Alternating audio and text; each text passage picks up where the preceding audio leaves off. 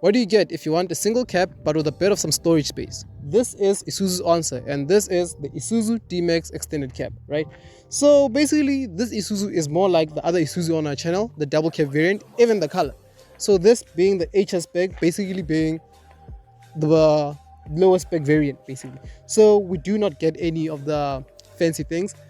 We do not get any of the fancy LED lights and everything else, right? So up front, we do have this large imposing grille from Isuzu, with of course our Isuzu badging over there, and it's quite a basic front. I like the front; it's not too much. And then of course we do have these lights. I would have loved it if they had, you know, those daytime running lights, but you only get that in the X Rider and going above, right? And of course we do also have our fog lights down below. My only disadvantage is the fact that all these lights are halogen lights. Come on, man! In 2025, we cannot be having halogen lights, right?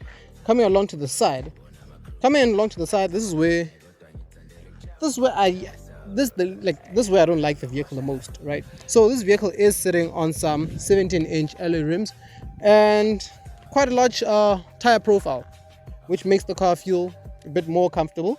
And then coming along to the side, we'll also do have our wing mirror over there, of course, with our integrated turn signal.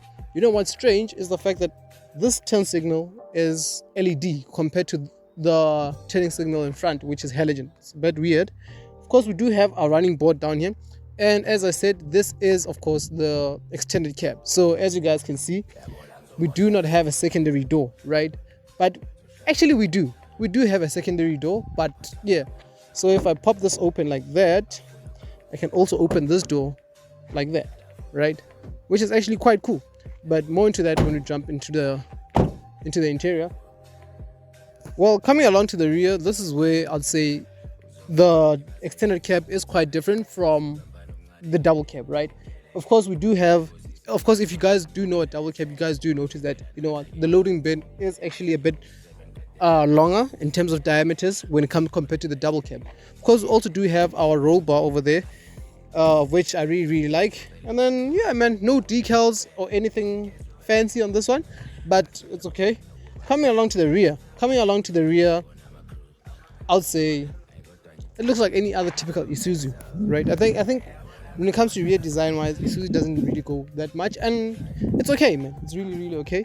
We do of course have our taillights over here. Of course, once again, they are halogen, and of course our huge Isuzu lettering over there, with also Isuzu on the side, Isuzu D-Max, and then it also tells you this is the LS spec, right?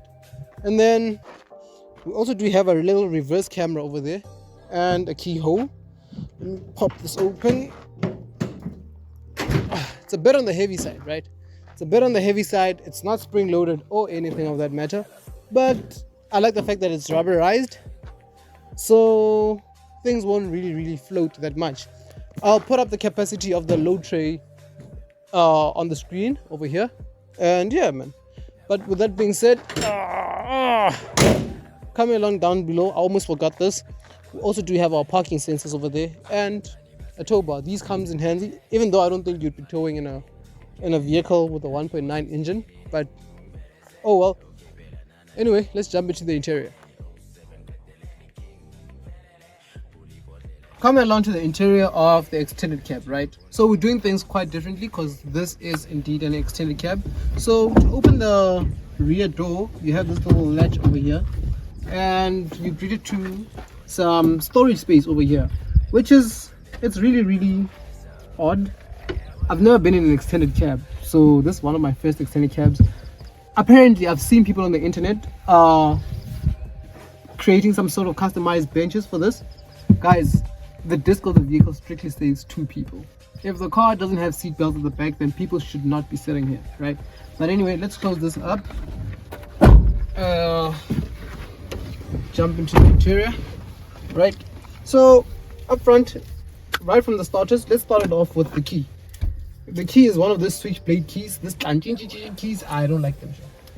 Isuzu needs to do better. I mean, I get that I got the base spec, but even in higher spec models, you do not get a fancy key, right? So let me just get over there, turn it on. So you do get a lovely needle sweep type of thing over here and things of that matter, right? Most people will disturb you all shooting, but anyway. right? So up front you greeted to an analog system, right? And it's quite a basic analog system. So it's your traditional analog system basically, with your rev counter and your speedometer on the right hand side. In the center we also do have a little information display screen over there. That's quite on the small side because it tries to display everything, like from your range, your fuel consumption, your temperature, and your fuel gauge and things of that nature. So I feel like it could be a bit more fancy, man, you know. But if there's anything I have to say, I still say, and I said it before, is the fact that I love Isuzu steering wheels, right? The way they feel. Like, this is the base model, but you know, the steering wheel is wrapped around in leather, and I also like this metallic finish onto it. It makes the vehicle look a bit more premium, with of course our Isuzu badging. Audio controls on the left hand side, cruise control buttons on the right hand side. Simple and straight to the point, right? Coming along to the center, that's where I feel like things kind of shift a bit, right? Because unlike other bikes, this screen is a bit on the small side, right? So each and every time you touch it, it makes that sound, and but you can't turn it off, right? Coming on to so the screen is a bit on the small side, right? And the resolution is not really that great. I think this is an 8-inch screen, so it's quite small, man. It's really quite small. But anyway, this screen does host your wired Apple CarPlay and wired Android Auto. I do not like this. I don't like it. But anyway, we also do have little air vents over there that's integrated into the dashboard, of course, which I really like. Our hazard button on top and storage space thingy over there. And then coming along down to the center, we also do have somewhere to store the coins, a 12-volt socket over there, a USB port, and an aux jack. When was the last time I saw that? Climate control is of course a single stage climate control system, nothing too fancy. We also do have 2 cup holders and our armrest, nothing fancy. You know, this double cab is quite utilitarian, straight to the point, but I feel like it's due for a refresh right now. It's been around. Yeah, they can still stretch it. We also do have some storage space over there, and of course in the glove box. But I feel like, you know what, Isuzu can kind of like refresh this vehicle a bit, because I feel like, you know, man, it needs to match up with the likes of your Hilux. Okay, not the Hilux, the Ranger, the new P300 that's just been launched, you know. So the competition is quite stiff. But anyway, let's jump into the driving impressions. Let me take you guys through that.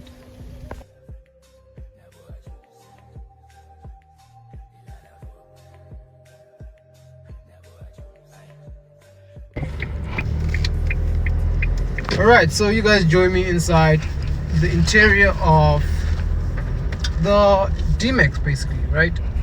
And currently we are driving off-roading. We're taking on some light gravel road as a typical buggy owner would do. And I'll say, you know what, I feel like the suspension of the vehicle is somewhat calibrated for gravel use, right? But not mainly for gravel use, but I feel like this is where this vehicle kind of shines. And I feel like the tire profile that I spoke about earlier on, this is where you actually see the benefit of the tire profile, right? Because it handles gravel road quite well, like exceptionally well, right? Because I've taken the Mahindra on gravel road, I've taken the Triton also on gravel road. Okay, that handled quite a bit, quite well as well. Let me just observe here. Alright, so we're now back on tar road, and I mean, this is where most typical double cab owners will be driving their vehicle. So what's powering this vehicle is a 1.9 turbo diesel engine that produces about 110 kilowatts and 350 newton meters of torque, and it sends that power all through to the rear wheels through a 6-speed gearbox over here, right? And I have to say, this engine isn't the most powerful engine out there, especially when you compare it to other double cabs. I feel like it's very underpowered. You need to think.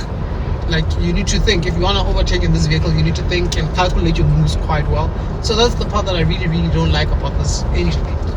If there's anything that I like about this engine, is the fact that its fuel consumption is quite good, right? So Isuzu claims about 7.1 for this variant. Currently, I've been averaging 7.2 for the past 52 kilometers, and then I haven't been driving this vehicle quite quite economically, right?